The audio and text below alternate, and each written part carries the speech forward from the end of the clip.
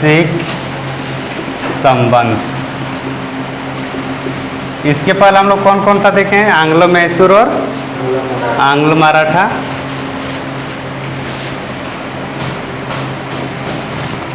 Anglo Mysore, आंग्ल Maratha. Anglo Mysore में कितने युद्ध हुए हैं टोटल? 4। आंग्ल मराठा में 3। डेट याद है कब आया था पहला? 17 प्रथम आंग्लो मैसूर कब हुआ है? हाँ 1767 से। हाँ आज दूसरा 1780 से 84। तीसरा चौथा। हाँ ये 4 है। आंग्ल मराठा में पहला कब हुआ है? 1775 से लेकर दूसरा 1800। तीसरा तो आप ये चारों को अरेंज कीजिए तो सबसे पहले कौन सा आ रहा है? फर्स्ट आंग्लो मैसूर हो रहा है। उसके बाद ये आ जाएगा फर्स्ट आंग्ल मराठा हो जाएगा। उसके बाद सेकेंड आंग्ल मैसूर। उसके बाद फिर उसके बाद थर्ड आंग्ल मैसूर, फिर फोर्थ आंग्ल मैसूर, और उसके बाद ये 2-3 इधर आ जाएगा। मतलब सेकेंड आंग्ल मराठा और थर्ड आंग्ल मराठा। तो ये दोनों का मिलाकर यही होगा ना हम लोग क्रमानुसार। अपने से लिख लीजिएगा या लिखना है? देख लीजिए।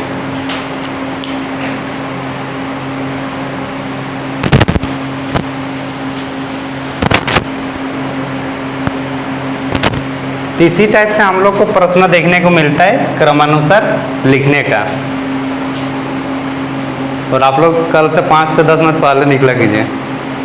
क्या ऑटो भीड़ था या सोकर लेट से उठे हैं? और आपका क्या हो रहा है डेली?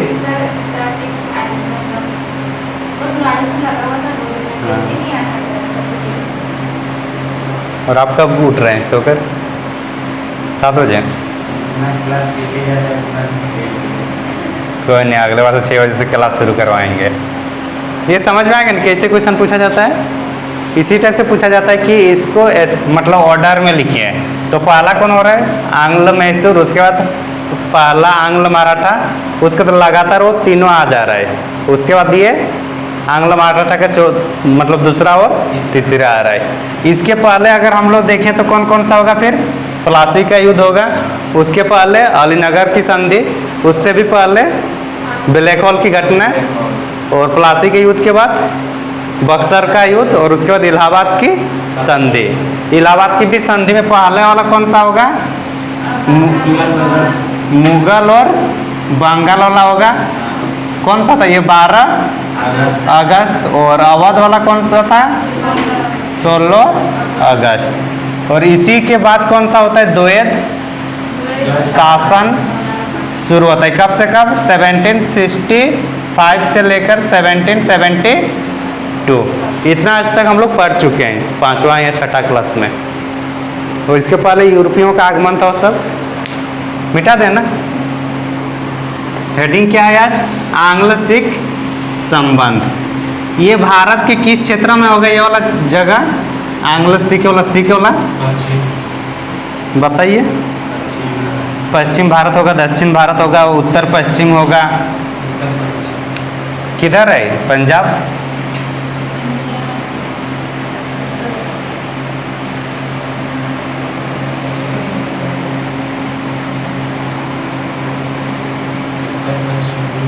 लगभग इस साइड होगा, तो उसको हम लोग क्या बोलेंगे, भारत का उत्तर पश्चिम में। तो सिख का कौन सा क्षेत्र होगा, उत्तर पश्चिम। आप लोग रंजीत सिंह के बारे में नाम सुने होंगे, कौन थे, महाराजा रंजीत सिंह, नाम सुने, कल बताए थे थोड़ा बहुत शायद। रंजीत सिंह, इन्होंने जितना भी मतलब सिख वहाँ पे समुदाय थे सबको मिलाकर एक राष्ट्र बना, एक मतलब साम्राज्य बनाया था। कौन सा, सिख साम्राज्य। सिख साम्राज्य का गठन कौन किए हैं, महाराजा रंजीत सिंह। इसके यहाँ सेना मतलब जब ब्रिटिश का जितना सेना था ना, उससे ज़्यादा शक्तिशाली इसका सेना को माना जाता था। किसका, रंजीत सिंह का। तो इसलिए जो अंग्रेज लोग थे इन पर डायरेक्ट कभी चढ़ाई नहीं किए हैं, आक्रमण। किस पर, हाँ, भारत में अगर दो ऐसा शासक अगर चाहते तो पूरे विश्व को जीत सकते थे। पहला था एक रंजीत सिंह और दूसरा है हम लोग का कौन, धनानंद के टाइम। अगर ये लोग अगर चाहते दोनों तो पूरे विश्व को जीत सकते, तो उतना ये लोग का शक्तिशाली सेना था। कौन कौन, रंजीत सिंह और, हाँ, धनानंद कौन से वंश का है, क्या, नाना फडणवीस। वो चालाक था, मतलब वो समझ सकता था, मतलब अंग्रेजों का जो चाल चलन था उससे वो परिचित थे। कौन, नाना फडणवीस। कब मृत्यु हुई थी नाना फडणवीस की, 1800, हाँ, कौन से ये से था, मैसूर से था या मराठा से था ये, मराठा। और टीपू सुल्तान, मैसूर। हैदर अली, मैसूर। तो रंजीत सिंह के टाइम जब इतना शक्तिशाली होगा तो अंग्रेज का है इस पर चढ़ाई करेगा कि नहीं करेगा। तो इसलिए प्यार से इन्होंने एक संधि किया थे रंजीत सिंह के साथ 1809 में। कब, कौन सी संधि, शिला अमृतसर की कब हुई थी,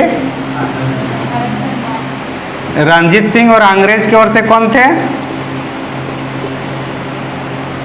कौन थे, लॉर्ड मिंटो प्रथम। कौन थे, लॉर्ड मिंटो प्रथम। तो क्वेश्चन पूछा जाता है कि अमृतसर की संधि किन किन के बीच हुई थी, तो किन के बीच होगा, रंजीत सिंह सिख ये साम्राज्य के थे और ये अंग्रेजों से कौन थे, मिंटो। हाँ, तो ये दोनों के बीच अमृतसर की संधि होती है और इसी में कहा गया कि हम लोग मतलब ये उस पर चढ़ाई नहीं करें। किस पर, अंग्रेज जहाँ पे है। तो अंग्रेज के किधर था, अवध सब अंग्रेजों का ही पार्ट था ना, और ये लोग भी इस पर आक्रमण नहीं करेंगे। कौन से संधि के तहत, हाँ, क्योंकि यहाँ पे अगर युद्ध करते तो जीत किसकी होती, रंजीत सिंह की। और ये शुरुआती टाइम है ना, क्योंकि इस टाइम अंग्रेज लोग नहीं चाहते थे कि कुछ किसी भी तरीके से रिस्क ले लें, इसलिए लोग आक्रमण नहीं किए थे बल्कि आराम से संधि किए थे। कब, किसके साथ, रंजीत सिंह। अब अंग्रेज लोग इनके इंतजार कर रहे थे कब ये मरे, किनका, जैसे फडणवीस का इंतजार कर रहे थे मराठा के टाइम, तो उसी टाइप से इनका भी इंतजार कर रहे थे। और इसकी मृत्यु होती है 1839 को। कब मृत्यु होती है, हाँ, किसकी मृत्यु हो रही है, हाँ। अब यहाँ पे जैसे इनकी मृत्यु होती है तो अब अंग्रेजों के लिए क्या होगा, अवसर होगा। अब तो जो मेन था वो तो नहीं है ना, अब कमजोर होगा तो क्या करते हैं, अगल बगल के आदमी उस पर, अगर कोई शासक यहाँ कमजोर हो जाता है तो इधर अगर उनके छोटे छोटे शासक है वो भी कोशिश करते हैं कुछ पार्ट अपने से छीन के मतलब कब्जा कर लें, करते हैं ना। अगर शासक कमजोर हो जाएगा तो बाकी लोग उनको छीनने का प्रयास करते हैं ना। अगर यहाँ तो बाकी लोग, अगर कोई सामंत भी होगा वो भी कोशिश करता है कि इस क्षेत्र को कुछ अपना अधिकार में ले ले। तो वही चीज़ होता है रंजीत सिंह। तो रंजीत सिंह की मृत्यु के बाद इनका बेटा आता है कौन, खड़ग सिंह। कौन, खड़ग सिंह। इसकी भी मृत्यु हो जाती है 1 साल के अंदर ही। किसकी? हाँ, तो खड़क सिंह का फिर बेटा, इसका बेटा आता है नैनी सिंह। कौन? नैनी सिंह होगा। कौन? नैनी सिंह। इसकी भी मृत्यु हो जाती है तो उसके बाद फिर से अलग से एक शासक आता है, इसका ही दूसरा, ये ना, ये इसका जो है रंजीत सिंह का दातार कौर इनकी वाइफ का नाम था। किनके? रंजीत सिंह के। उसका बेटा हो रहा है कौन? खड़क सिंह। और खड़क सिंह का फिर बेटा कौन हो रहा है? हाँ, इनकी भी जब मृत्यु होती तो इनका और एक पत्नी थे, उन सेकंड नंबर के वाइफ से आता है हम लोग का शेर सिंह। कौन आता है? शेर सिंह। लेकिन इसको भी इनका हत्या कर दिया जाता है। किसका? शेर सिंह का। तो अंतिम रूप से इसका जो सबसे छोटी रानी है, राजमाता, जिसको हम लोग छिंदन कहते हैं, राजमाता छिंदन, इनका बेटा होता है दिलीप सिंह। कौन? तो दिलीप सिंह के टाइम फिर प्रथम आंग्ल सिख युद्ध होता है। हाँ, और अभी 3 भी हिस्ट्री में है, बाकी और भी हो सकता है, मतलब 3 के यहाँ उल्लेख हो रहा है इसलिए पता चल रहा है। नहीं, इनकी माँ, इनकी माता जी है, पत्नी इसकी है रंजीत सिंह की। रंजीत सिंह की जो पहली बीवी है या जो पसंदीदा, उनका जो सबसे फेवरेट बीवी है, उनके बेटा कौन हो रहा है? तो उसी को उत्तराधिकार बनाया था। कौन? रंजीत सिंह। मतलब रंजीत सिंह के मरने के बाद कौन बना दूसरा राजा सिख साम्राज्य में? खड़क सिंह। और उसके बाद उनका बेटा नैनी सिंह। और इनकी भी जब मृत्यु हो जाती तो दूसरी बीवी का जो बेटा आ रहा है शेर सिंह, उसको बनाया जाता है। तो ये कितने नंबर का हो रहा है? ये 1 2 3 4। और अंतिम जो शासक होगा कौन? ये कितने नंबर का हो रहा है? हाँ, और ये कौन है? राजमाता, इनकी माँ, और उनकी सबसे मतलब जो सबसे छोटी बीवी है वो है कौन? छिंदन। तो अंतिम रानी भी कहा जाता है। किसको अंतिम रानी कहा जाएगा? सिख साम्राज्य का महारानी। अंतिम महारानी कौन होंगे? राजमाता छिंदन। और अंतिम राजा, और इसके टाइम कौन सा होगा? प्रथम आंग्ल सिख युद्ध। समझे? क्या समझे? हाँ। टोटल कितने राजा हुए सिख साम्राज्य में? पहला रंजीत सिंह। हाँ, उसके बाद उसका उत्तराधिकार। हाँ, ये पूछा जाता है कि रंजीत सिंह के उत्तराधिकार कौन थे, तो कौन होगा? और उसका बेटा फिर नैनी सिंह। और ये रंजीत सिंह का बेटा है, ठीक ना? कौन? शेर सिंह। ये खड़क सिंह का बेटा है। और ये रंजीत सिंह का बेटा कौन है? शेर सिंह और दिलीप सिंह। और इधर खड़क सिंह।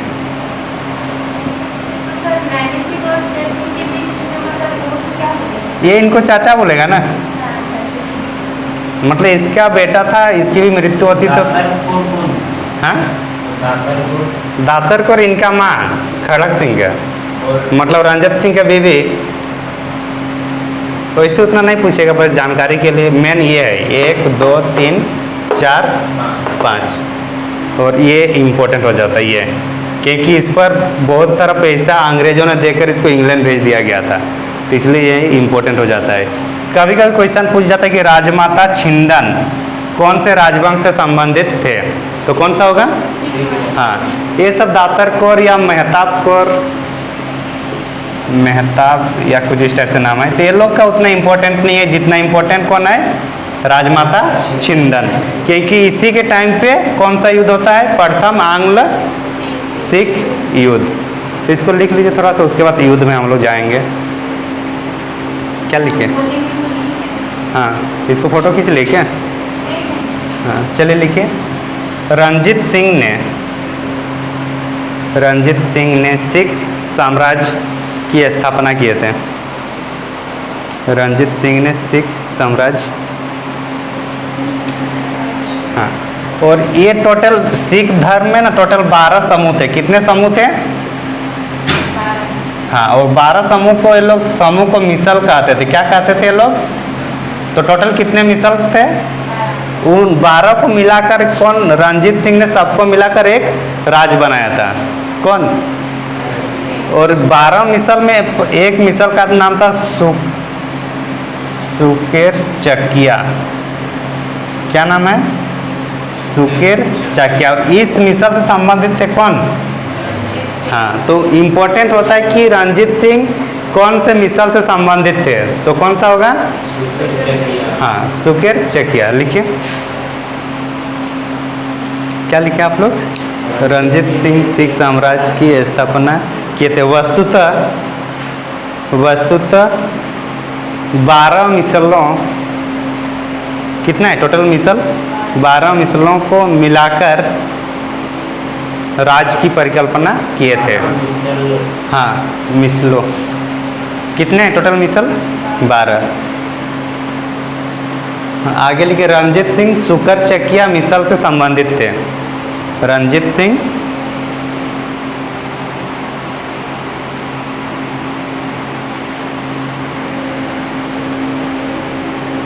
लिख लिए,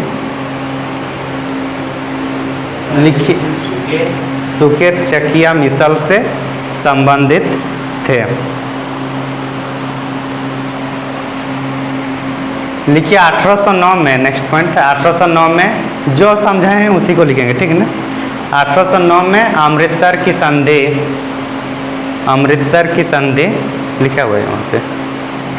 अमृतसर की संधि किसके साथ हुआ था? रंजीत सिंह और अंग्रेज अधिकारी कौन थे? लॉर्ड मिंटो प्रथम। क्या हुआ? अमृतसर की संधि कौन थे? सिख से रंजीत सिंह और अंग्रेज अधिकारी कौन थे? लॉर्ड मिंटो, यही थे ना? हाँ, लॉर्ड मिंटो प्रथम। प्रथम वाला भी लिखिएगा क्योंकि दूसरा होगा तो फिर गलत हो जाएगा। आगे लिखिए, ये पॉइंट हो गया ना? उसके बाद लिखिए 1839 में रंजीत सिंह की मृत्यु होती है। कब? 1839, ये वाला है ना? 1839 में रंजीत सिंह की मृत्यु होती है।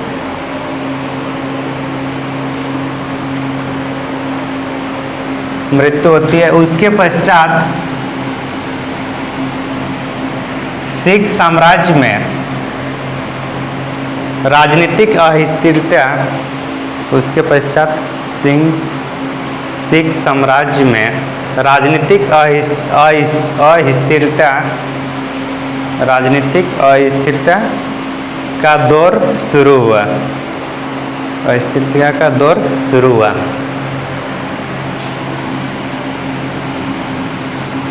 नेक्स्ट पॉइंट लिखिए, रंजीत सिंह के उत्तराधिकारी कौन थे? खड़क सिंह। हाँ, रंजीत सिंह के उत्तराधिकारी खड़क सिंह थे। ब्रैकेट में लिखिए उनका प्रिय पुत्र, उसका सबसे पसंदीदा बेटा था। कौन? उत्तराधिकारी खड़क सिंह। खड़क सिंह थे, ब्रैकेट में प्रिय पुत्र हुआ उनका।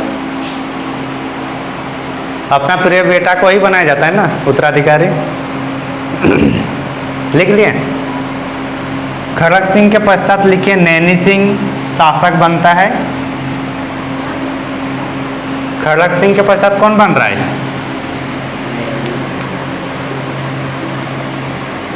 खड़क सिंह हो गया ना? इसके पश्चात नैनी सिंह शासक बनता है। लिखिए ब्रैकेट में, लिखिए नैनी सिंह कौन है? खड़क सिंह के पुत्र। खड़क सिंह के पुत्र है ना नैनी सिंह।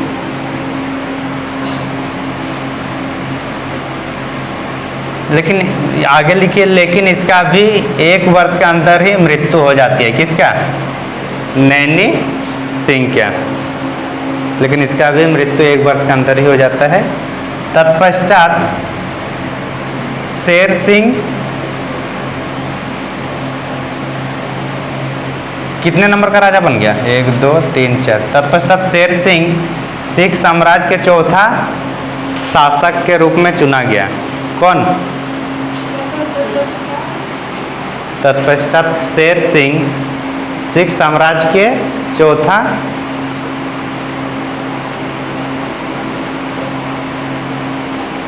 शासक बना। इनकी हत्या कर दी जाती है। इसकी क्या हो जाती है? हत्या कर दिया जाता है इसको लोगों के द्वारा। किसकी? हाँ। और शेर सिंह किसका पुत्र है? रंजीत सिंह का ही पुत्र है। और खड़क सिंह का पुत्र कौन है? हाँ। तो शेर सिंह की भी मृत्यु हो जाती है। उसके बाद अंतिम कौन होगा? दिलीप सिंह। लिखिए आगे नेक्स्ट पॉइंट। शेर सिंह की हत्या के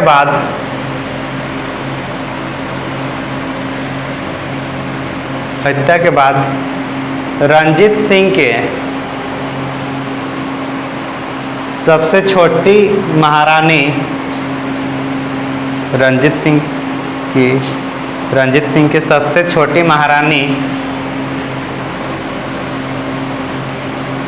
छिंदन के पुत्र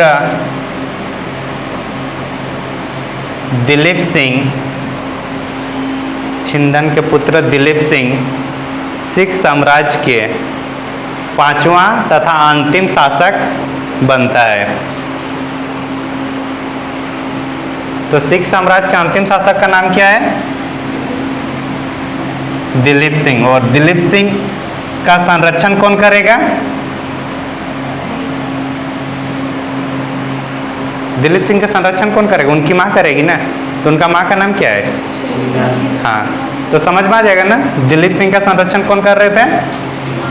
हाँ, उसकी माँ क्या नाम है? छिंदन। राजमाता छिंदन क्या हुआ? कौर। सिख लोग क्या लिखाते हैं? जो गर्ल्स होते हैं कौर लिखाते हैं ना। ये लोग कौर लिखाते हैं। और फीमेल लोग और मेल लोग क्या लिखाते हैं? सिंह। सिंह का मतलब क्या होता है? लायन वाला सिंह। और कौर का मतलब क्या होता है? आप लोग बताइएगा। एक्चुअली इसका शाब्दिक अर्थ क्या होता है? नहीं पता? कोई नहीं, जीएस में नहीं पूछेगा, आप लोग ऐसे सर्च करके देख लीजिएगा। चॉक एंड डस्टर मूवी है, देखें? वो वाला मूवी देखिएगा, वहाँ पे आपको उसका मिल जाएगा। तो दिलीप सिंह आगे लिखें। दिलीप सिंह इतना दूर क्या हुआ है? सब 1-2 साल के अंदर ही ये सब हो रहा है। तो क्या होगा? राजनीति का अस्थिरता होगा। और राजनीति का अस्थिरता होगा तो इसका फायदा कौन उठाएगा? अंग्रेज लोग।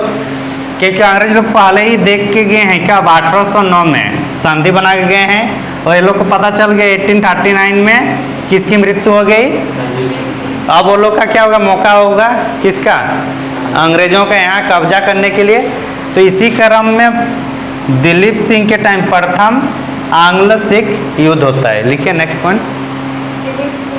हाँ,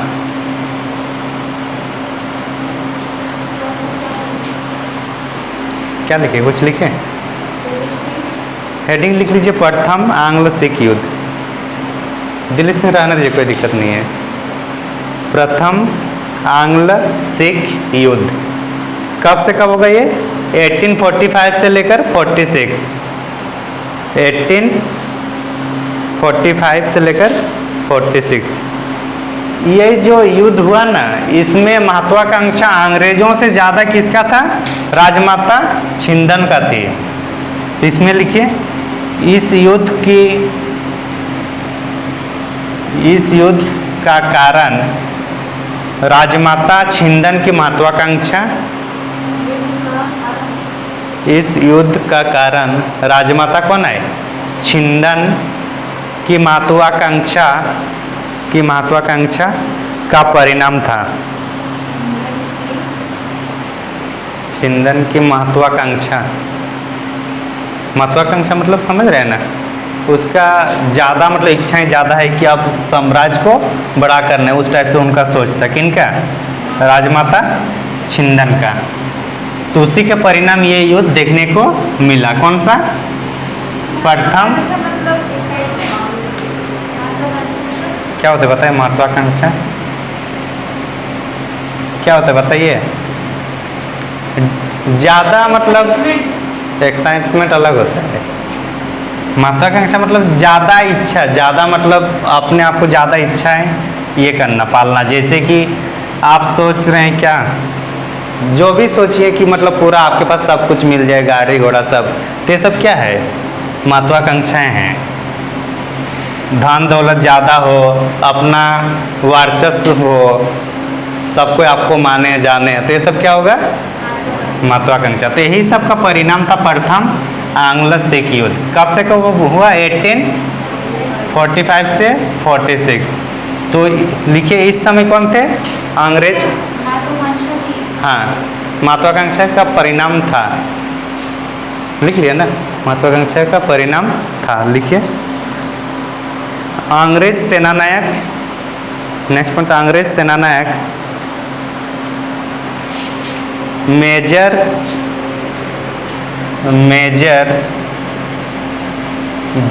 ब्रॉडफुट, क्या नाम है? मेजर ब्रॉडफुट की नीतियों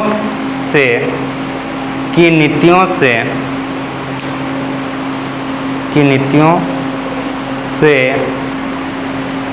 आहत होकर, आहत मतलब खराब लगा किसको? नीतियों से आहत होकर आहत होकर सिख सेनापति लाल सिंह, सिख के सेनापति कौन कौन थे? लाल सिंह और तेज सिंह। ये दोनों किसके सेनापति थे? किसके? लाल सिंह और तेज सिंह सिख के सेनापति थे। तो ये दोनों फिर आक्रमण कर देते हैं। लिखिए, लाल सिंह और तेज सिंह ने आक्रमण कर देते हैं, और इसी का आक्रमण कर देते तथा इसी क्रम में प्रथम आंग्ल सिख युद्ध की शुरुआत हो जाती है। तथा इसी क्रम में की शुरुआत हो जाती है। हाँ, लिखिए इस समय गवर्नर जनरल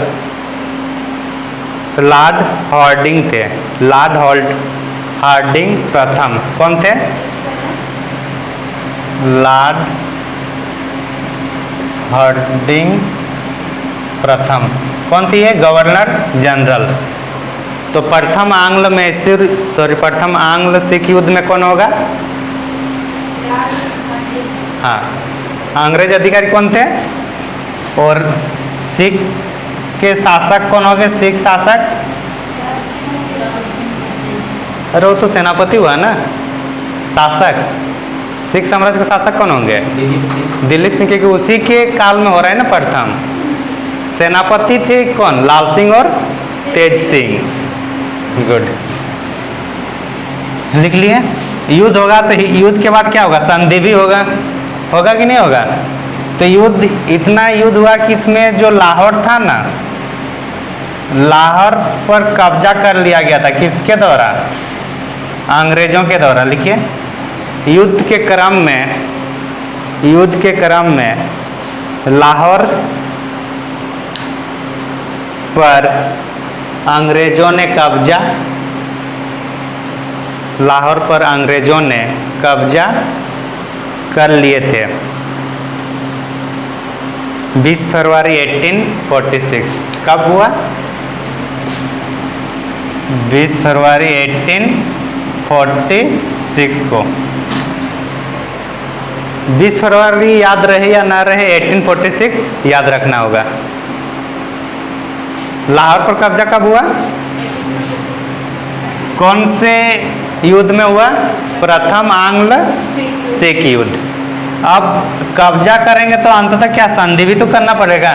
तो संधि होता है, लिखिए, इसी के युद्ध के परिणाम स्वरूप, लिखिए, युद्ध के परिणाम स्वरूप लाहौर की संधि होती है। युद्ध के परिणाम स्वरूप लाहौर की संधि होती है। ब्रैकेट में लिखिए 1846, एग्जैक्ट डेट याद नहीं आ रहा है, तो क्या होगा 18, इतना है कि 20 फरवरी के बाद ही होगा ना, लिख लीजिए। वैसे 9 मार्च को है, कब है ये 9 मार्च। 9 मार्च 1846 को कौन सी संधि होती है? हाँ, तो हम लोग का उधर कितना था, आंग्ल मराठा, आंग्ल मैसूर, उसके बाद 2 यहाँ डेट इंपॉर्टेंट हो गया ये। हाँ, लाहौर पर कब्जा, अगर ये याद नहीं भी रहेगा तो इसको याद रखना ही होगा। कौन सा? लाहौर की कब हो रहा है ये 1846। इसके पहले जितना भी है उसको लास्ट में जितना भी होगा ना सबको एक साथ लिख लेंगे, जितना भी घटना है घटी है, तब वो क्रमानुसार अच्छा से बनेगा। तो लाहौर की संधि हो गया ना, लिख लिया ना, कब की है 18, किस किस के बीच होगा? दिलीप सिंह और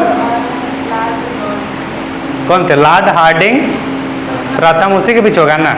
लिखिए नेक्स्ट पॉइंट, लाहौर की संधि के प्रमुख प्रावधान।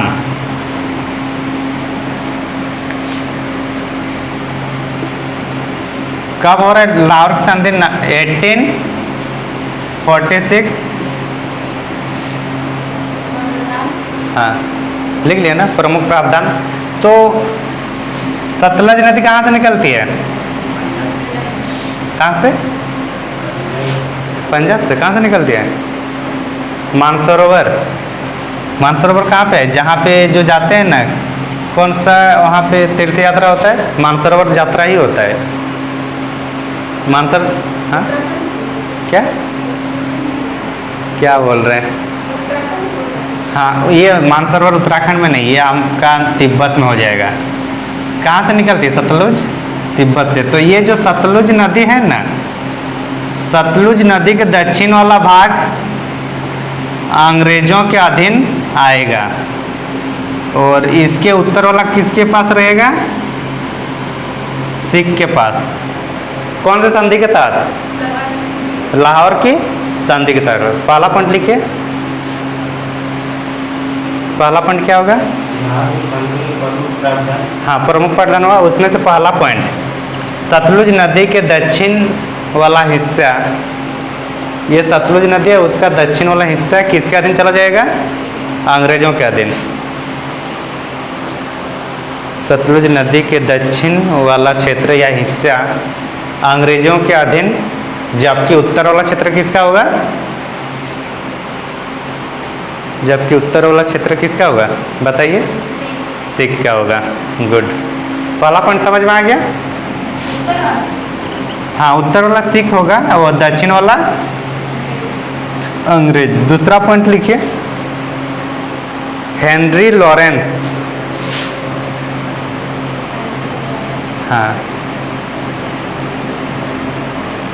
हेनरी लॉरेंस को लाहौर में, हेनरी लॉरेंस को लाहौर में ब्रिटिश रेजिमेंट नियुक्त किया गया। ब्रिटिश रेजिमेंट किसको बनाया गया?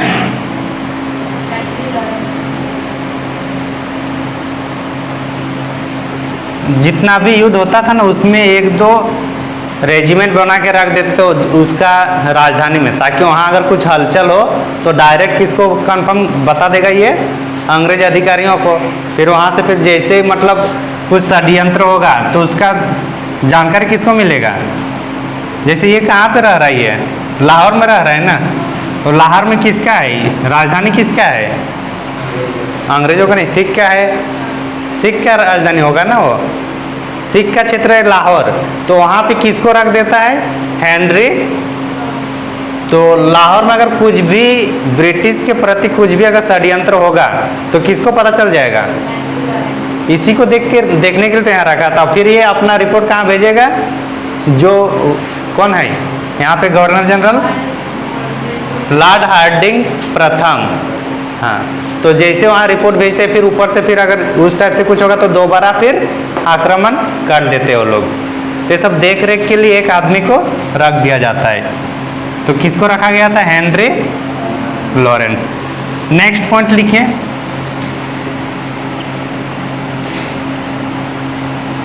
अंग्रेजों ने सिक्कों पर 1.5 करोड़ रुपया की क्षतिपूर्ति, अंग्रेजों ने सिक्कों पर 1.5 करोड़ रुपये की क्षतिपूर्ति की मांग की गई थी, की मांग किए थे। कितने मांग किए थे? 1.5 करोड़।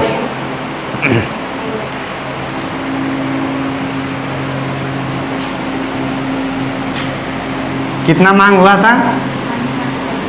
1.5 करोड़। तो अंग्रेज लोग कितना मांगे थे? बदले में सिख लोग ने 50 लाख का केस दिए थे। कितना दिए थे?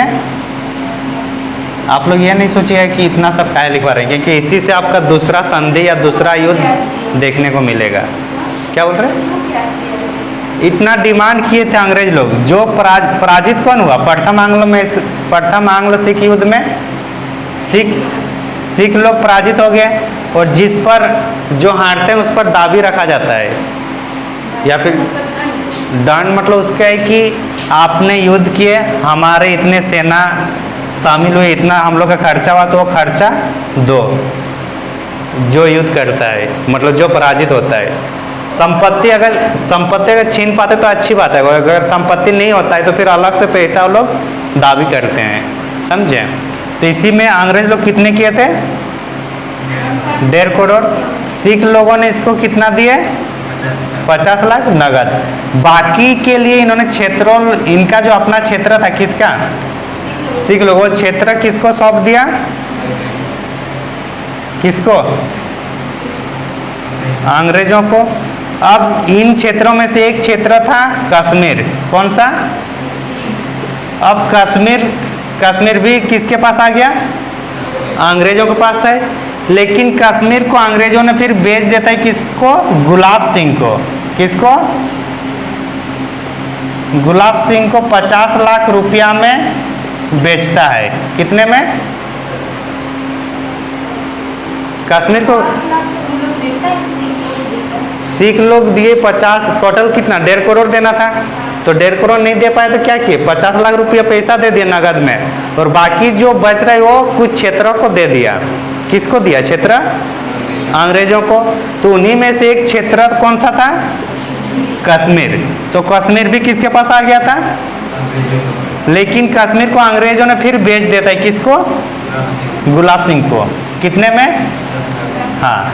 तो अब गुलाब सिंह को कश्मीर को बेच देगा तो सिख लोगों को खराब लगेगा कि नहीं? एक तो इनको दिया, फिर ये लोग उनको बेच दिया। तो इसी क्रम में फिर लाल सिंह, कौन थे सेनापति? लाल सिंह ने दोबारा इस पर आक्रमण करता है। किस पर? तो अंग्रेज क्या जीतेगा या हारेगा? जीते, क्योंकि वो लोग का सेना मजबूत है, ऊपर से कॉन्फिडेंस भी है, एक बार जीत चुके हैं। तो दोबारा युद्ध कौन करते हैं? सिख साम्राज्य से लाल सिंह के नेतृत्व में। और इसमें दोबारा जीत किसकी होती है? अंग्रेजों की। और इस युद्ध के बाद होता है फिर भैरोवाल की संधि। किसकी? भैरोवाल की संधि। तो इस संधि को आने के लिए इतना सब कहानी जरूरी था। गुलाब सिंह वहाँ राजा है।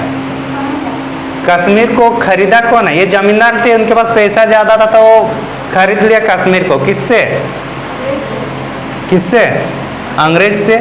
और यही गुलाब सिंह तो था जो बोल रहा था कि हम लोग भारत में शामिल नहीं होंगे। कश्मीर जब अलग हुआ भारत पाकिस्तान, तो कश्मीर शामिल थोड़ी हुआ था, नहीं हुआ था ना। कौन थे उस टाइम? गुलाब सिंह के ये थे। गुलाब सिंह क्या बोला था? मैं खरीद के लिए आऊँ, क्यों भारत में शामिल हो जाऊँ? तब शामिल नहीं हो रहा था, तो फिर उधर से पाकिस्तान के सेना आ गई और इस पर कब्जा कर लिया। किस पर? गुलाब सिंह पर। तब गुलाब सिंह भागते हुए किसके पास आता है? जवाहरलाल नेहरू के पास, कि हमें सहयोग दीजिए। तो तो उसी टाइम जवाहरलाल नेहरू बोलते सहयोग तो देंगे लेकिन पहले लिख के दो कि आप भारत में रहोगे, समझे। तो फिर वो लिख दिया। हाँ लिख के दिया, लेकिन उसने बोला ठीक है लिख के देंगे लेकिन जनमत संग्रह करेंगे बाद में कि भारत में रहना चाहेंगे या नहीं चाहेंगे। लेकिन जवाहरलाल नेहरू इसको शामिल तो किया लेकिन जनमत संग्रह होने नहीं दिया कभी। और उसी के वो लोग को ये रहता है ना कि हम लोग अब तक जनमत संग्रह नहीं होने मिला है। मतलब वो लोग जितना जनता है वो लोग बाद में मत देंगे कि हम लोग भारत में रहेंगे या नहीं रहेंगे। ये प्रावधान था उस टाइम, शर्त था, लेकिन ये शर्त को अभी तक माना नहीं गया है, समझे। कहानी समझ में आ गया गुलाब सिंह और कश्मीर का। कौन किसको बेचा। सर अभी इसको लेके कितना होते रहता है। हाँ तो वो सब कारण वही सबसे जड़ वहीं से है कश्मीर का मुद्दा। तो जवाहरलाल नेहरू को आदमी लोग इस काम करते हैं। हाँ क्योंकि उन्होंने धोखा से बोला, धोखे से क्या किया लिखवा लिया, लेकिन जो जनमत संग्रह अभी तक करवाए नहीं वही चीज़। क्या हुआ कश्मीर हो गया। क्या हुआ सुरेश नींद आ रही है, लग तो रहा है। क्या था कहानी बताइए, समझाइए आप ही।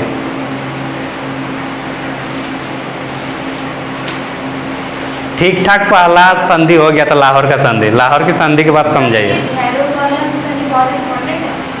हाँ ये सब होने के बाद हुआ है। हाँ गुलाब सिंह ने जब गुलाब सिंह को बेचा, वो लोग तो उसको बेच दे और वो कुछ भी करे तो लोगों को क्या मतलब। कुछ भी करे के मतलब नहीं, इसका इमोशन से जुड़ा हुआ है।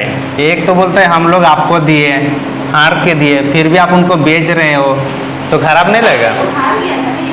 अरे हार गया तो ठीक है, आपने किसी को गिफ्ट में दे दिया अच्छा सामान, ठीक, वो गिफ्ट को वो किसी और को बेच देगा तो आपको खराब नहीं लगेगा।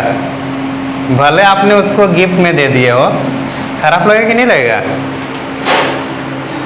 क्यों लगेगा। आप तो ये आपको तो कोई लगना नहीं चाहिए था। क्या लड़ाई झगड़ा तो नहीं हुआ है ना। हाँ तो जो भी है मतलब जो उन्होंने दिए उनको फिर बेचे तो वो चीज़ सिख लोगों को खराब लगा, इसलिए फिर दोबारा लाल सिंह ने आक्रमण कर देता है। और उसमें जब पराजित होता है दोबारा तो फिर कौन सी संधि होती है, भैरोवाल की संधि। मतलब प्रथम आंग्ल सिख युद्ध में ही दो संधि हो गया। पहला कौन सा, लाहौर की संधि, कब 9 मार्च 1846। और उसके बाद उस संधि के तहत जो प्रावधान था उसके तहत जो क्रिएट होकर युद्ध हुआ, और उसके बाद जो संधि हुआ वो कौन सा संधि हुआ। हाँ तो दोनों को असेंडिंग में सबसे पहले कौन होगा, डेट बता देते हैं। ये भी आपका 1846 में ही होगा, लेकिन ये दिसंबर महीने में आ जाता है। हाँ क्या हुआ सुरेश, कहाँ तक लिखे आप लोग। 1.5 करोड़ का क्षतिपूर्ति के मांग किए थे। अच्छा 1.5 लाख हो गया ना, 1.5 करोड़। हाँ लिखिए, जिसमें से 50 लाख रुपया नगद, जिसमें से 50 लाख रुपया सिखों ने अंग्रेजों को नगद दे दिए। कितना दिए, 50 लाख। और बाकी के लिए कुछ क्षेत्रों को सौंप दिया गया। बाकी जो पैसा बच रहा है उसके लिए क्या होगा, कुछ क्षेत्रों को अंग्रेजों, कुछ क्षेत्रों को सौंप दिया गया। बाकी क्षतिपूर्ति के लिए क्या होगा, बाकी क्षतिपूर्ति के लिए अपने हिस्से के कुछ क्षेत्रों को किसको दिया, अंग्रेजों को दिया, जिसमें से कश्मीर भी शामिल थे। कुछ क्षेत्रों को अंग्रेजों को दिया, जिसमें से कश्मीर भी शामिल थे।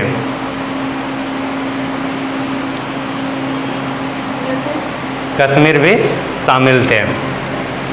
और अब कश्मीर को कौन, किसको बेचेगा, ये गुलाब सिंह को। तो लिखिए, अंग्रेजों ने कश्मीर को 50 लाख रुपये में, अंग्रेजों ने कश्मीर को 50 लाख रुपये में गुलाब सिंह को बेचा। किसको बेचा, गुलाब सिंह को।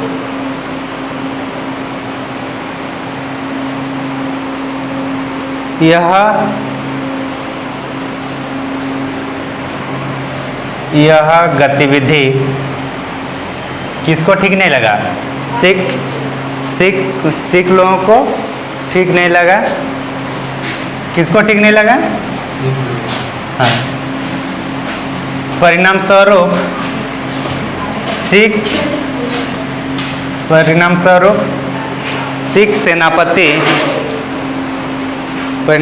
सिख सेनापति लाल सिंह ने पुनः अंग्रेजों पर आक्रमण किए। लाल सिंह ने पुनः अंग्रेजों पर आक्रमण किए। परिणामतः क्या हुआ? जीत हुआ या हार हुआ? गुड। अंग्रेजों ने जीत ली। हाँ, परिणामतः तो पुनः अंग्रेजों पर आक्रमण किया। क्या लिखिए लास्ट पॉइंट? आक्रमण किए। परिणामतः क्या हुआ? सिखों की पराजय हुई।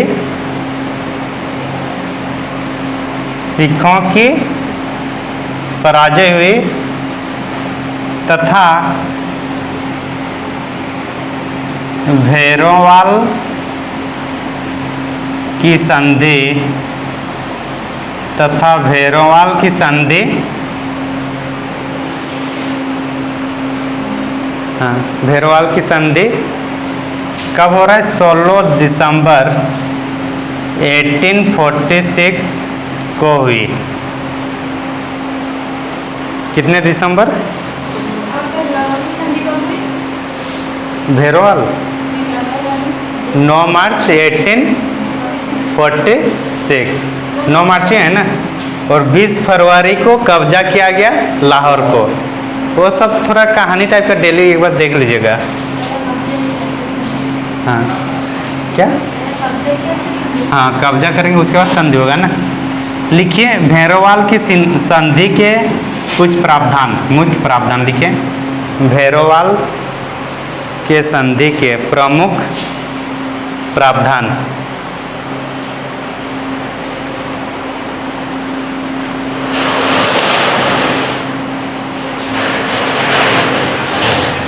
दिलीप सिंह अभी बच्चा ही है या बड़ा हो गया? अरे अभी मतलब उस टाइम भैरोवाल की संधि के टाइम 2-3 साल का था बच्चा, तो अब ज़्यादा से कितना होगा? 3-4 साल ही होगा। वो अल्प वयस्क था। उतना एग्जैक्ट पता नहीं चला, लेकिन ये है कि अल्प वयस्क थे। कौन सा थे? अल्प वयस्क थे। तो अल्प वयस्क है तो इसको वयस्क होने तक लाहौर में एक अंग्रेज लोग का सेना रहेगा। किसका सेना रहेगा? नहीं समझे?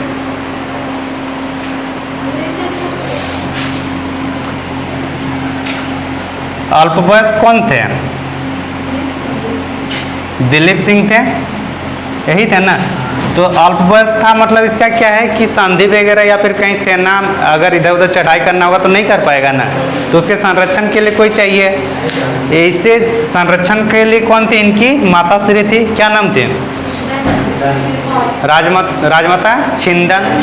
तो उसको हटाकर यहाँ पे अंग्रेज लोग अपने आदमी को रख दिए। कौन? अंग्रेज लोग अपने आदमी को कहाँ रखे? लाहौर में रखे। कहाँ पर? ताकि इसका अंग्रेजों का इससे बेनिफिट क्या होता था कि अपना सेना कहाँ रह रहा है? लाहौर में। खाना पीना खर्चा कौन उठाएगा? दिलीप सिंह उठाएगा। लेकिन आदमी किसका है? अंग्रेजों का। तो इसलिए ये सब वो लोग करते थे। उसको आदमी का नाम नहीं है। अरे पूरा सेना था, देख रहा हूँ, पूरा सेना था। सेना का एक यूनिटी रखा गया था। से क्या बोल रहा है? क्या? अच्छा, कल उठाए। जरूरी है तो रिसीव कीजिए। अच्छा ठीक है, कीजिए। तो समझ में आ गया ना? हाँ, पहला पॉइंट क्या है कि दिलीप सिंह के वयस्क होने तक, लिखे दिलीप सिंह के वयस्क होने तक, दिलीप सिंह के वयस्क होने तक, सर ये प्रावधान है ना। हाँ पहला पॉइंट, दिलीप सिंह के वयस्क होने तक अंग्रेजी सेना की टुकड़ी लाहौर में रहेंगे। हाँ, सेना की टुकड़ी मतलब यूनिट लाहौर में रहेंगे। पहला पॉइंट हो गया। दिलीप सिंह के वयस्क होने तक अंग्रेज सेना की एक टुकड़ी लाहौर में रहेंगे। कहाँ पे रहेंगे? लाहौर में। दूसरा पॉइंट लिखिए, यूनिट लिखिए आप, ठीक ना, सेना की यूनिट लिखिए। हाँ,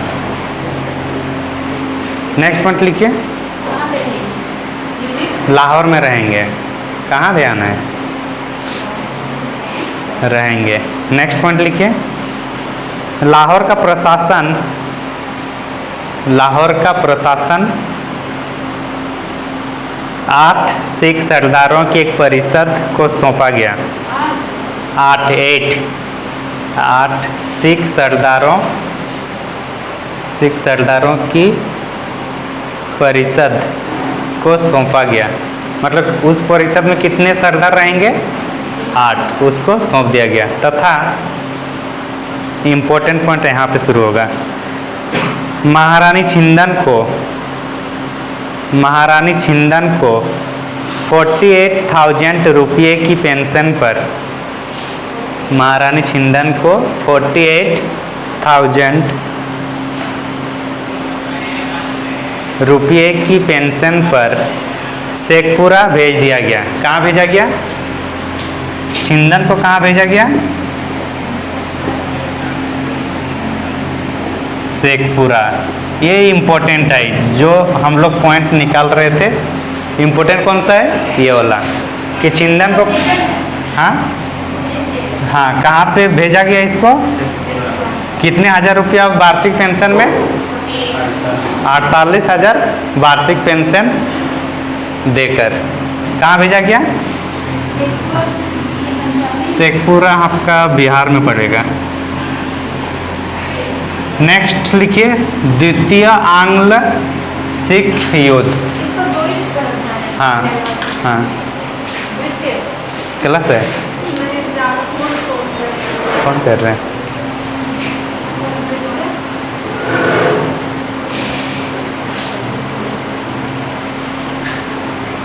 रहने देते हैं क्या आज? क्या करना है? क्या करना है? निकल रहे हैं?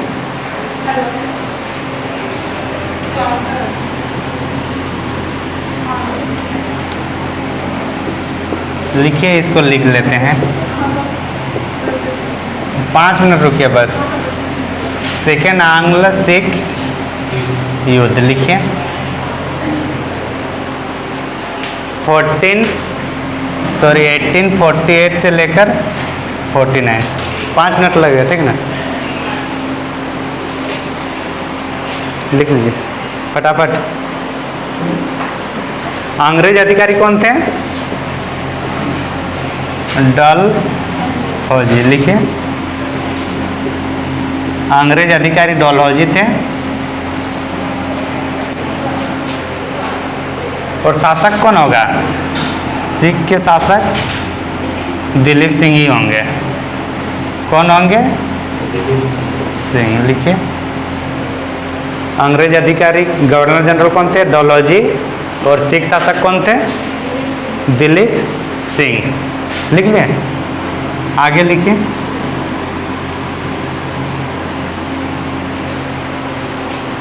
लिखिए, इस युद्ध में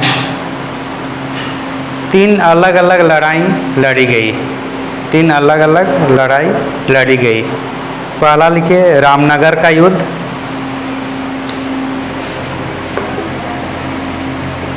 रामनगर का युद्ध पहला। दूसरा लिखिए, रामनगर का युद्ध लिख लिया।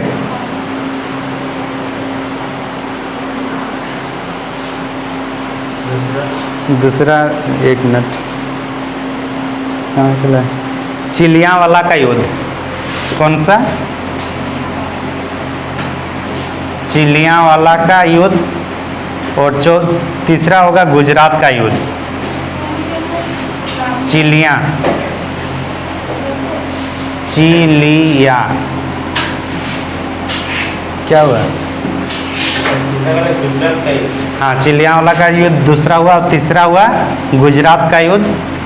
और गुजरात का युद्ध को तोपों का युद्ध भी कहा जाता है। लिख लीजिए, गुजरात का युद्ध, तोपों का युद्ध। तोपों का युद्ध, तोपों का युद्ध कहा जाता है। लिख लिया ना?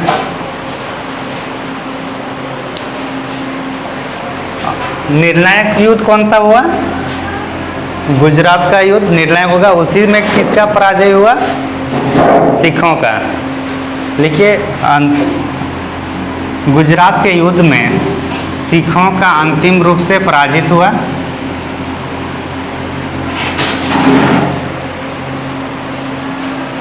सिखों का अंतिम रूप से पराजित हुआ, जिसके परिणाम स्वरूप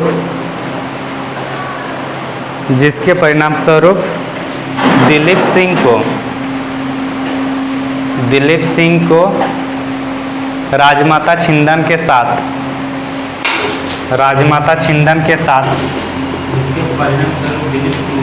दिलीप सिंह को राजमाता छिंदन के साथ